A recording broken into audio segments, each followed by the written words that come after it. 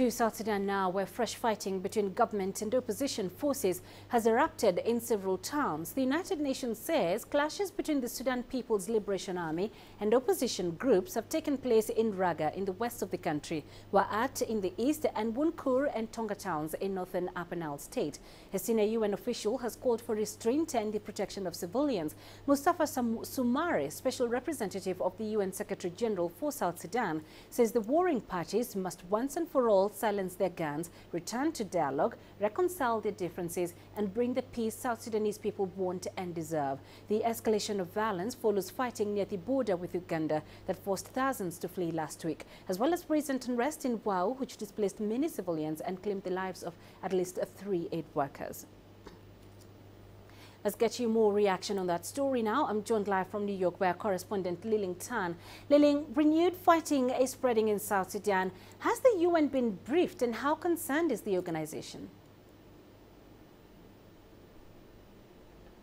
Yes, absolutely. The UN headquarters here in New York has been briefed by its mission on the ground in South Sudan, UNMIS, about the latest developments, and UNHQ is understandably very concerned.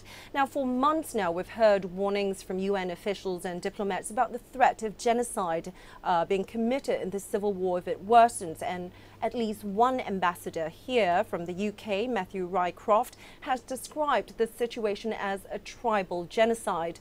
Now, UNMIS says the situation is calm, but tensions remain very high, and it is monitoring the situation across sites that has seen renewed clashes.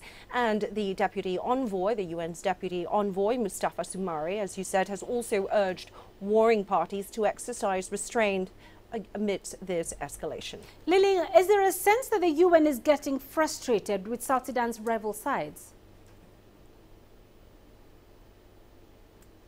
Yes, absolutely. The UN has been very frustrated and has been frustrated for a very long time. Remember that that South Sudan is the world's youngest nation. It gained independence in 2011 and then civil war broke out in late 2013. Since then, efforts by the international community and the United Nations to mediate and resolve this crisis have hit a wall. Now, we saw a 2015 peace deal all but crumble. Plans for the 4,000 strong deployment of the deployment of a 4,000 strong regional protection force that remains in limbo.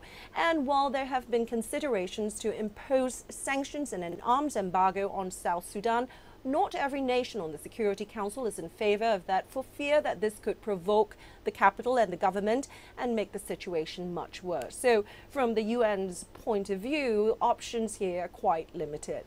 And South Sudan's neighbors are bearing the brunt of the huge influx of refugees. How concerned is the UN over the crisis?